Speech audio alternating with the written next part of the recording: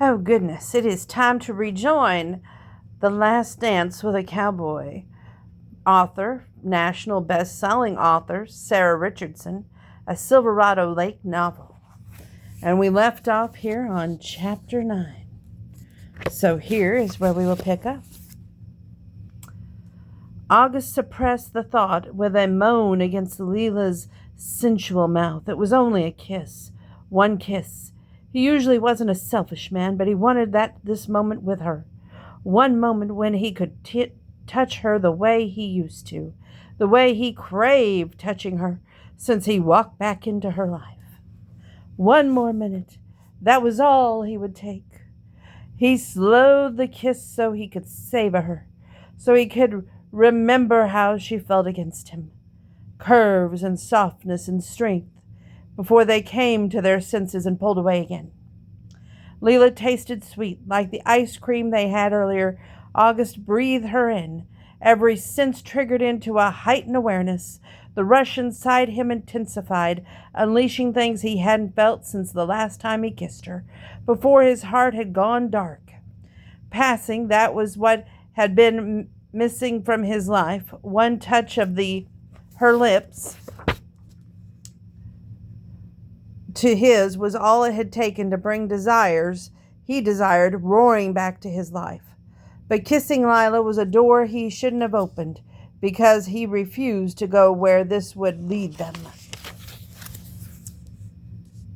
As an icy dread spread over him, dousing that fire, it felt good to kiss her, to hold her against him, but beyond this physical connection, he had nothing to offer her. He couldn't make her think otherwise. August focused himself back, putting his space between them. They stared at each other, both breathing heavily, but he couldn't tell what she was thinking. We should probably start packing up the booth. Gravel stuck in his throat.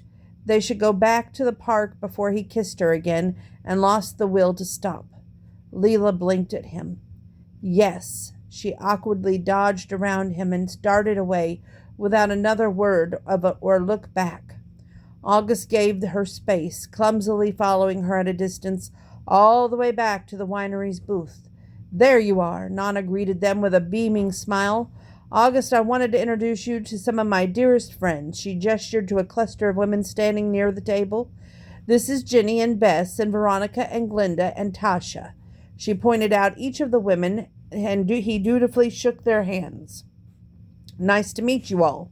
He tried to get a look at Leila's face, but she had turned her back to him. It's nice to meet you too, Veronica, Bess said. We were talking about your wedding quilt. We have tons of ideas. Maybe you two can come up to our next meeting to discuss what you'd like. Oh, a wedding quilt? What the hell was a wedding quilt? Well, we'll see if we can make it. Leila bumped his shoulder to the direction of the table. Right now we need to pack up. It looks like the festival is over and we have a ton of work to do back at the winery. Good idea.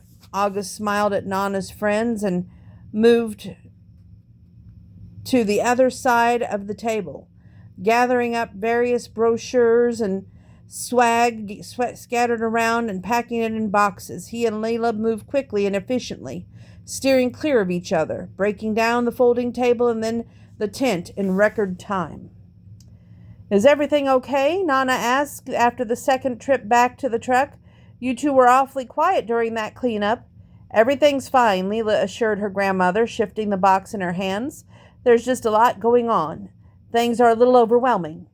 And he had only added to the chaos when he had gone and spoken his true feelings. Well, sure, there's a lot going on, her grandmother agreed. I understand. She slipped her arm around Leila's waist. The stress is starting to get to you, sweetie. I can see that.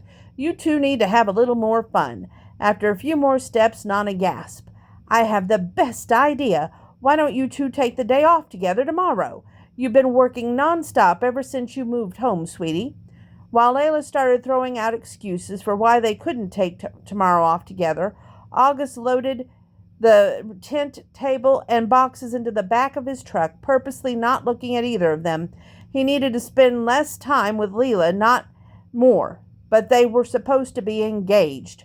What engaged couples wouldn't take every opportunity they could steal a day alone together? I know that the event is coming up soon. When he turned back around, Leela's grandmother gave him a look that clearly begged for his help.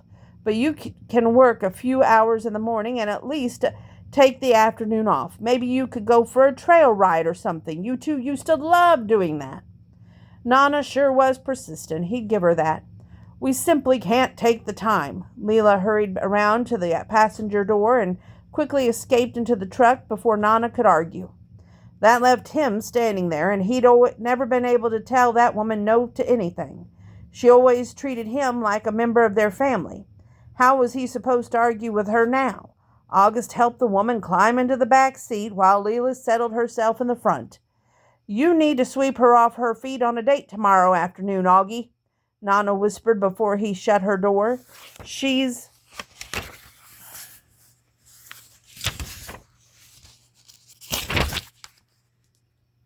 taken too much on herself these last several months. She deserves to have a break. What could he say to that? Sure, okay, though he had a feeling going on a date with him was the last thing Leela would want to do after the way he ended that kiss so abruptly. She hadn't made eye contact with him since. He climbed in next to his pretend fiancé, but he might as well have been invisible. Leela kept her gaze glued to her phone screen the whole way back to the winery. When he parked the truck outside the office, she finally looked up and released her seatbelt and quickly climbed out. What's her hurry? Nana muttered.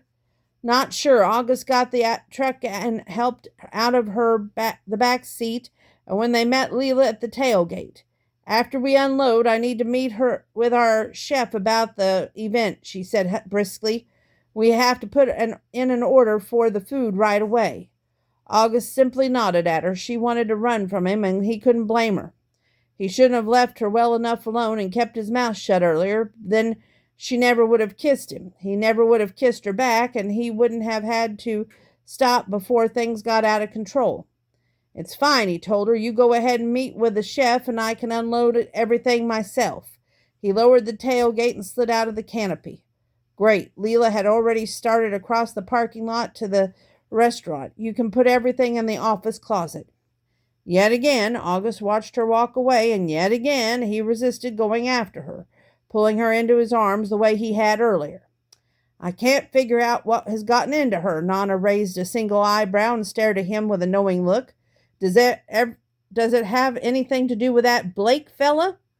Oh, well, damn. She must have seen their exchange after he confronted Blake. Because, she doesn't have feelings for anyone else, Augie. Tears misted over her lovely gray eyes. Those two are friends, but she's never had feelings for anyone else. I'm afraid if you're worried, I'm not, he interrupted. And it's about to stop, so we'll have to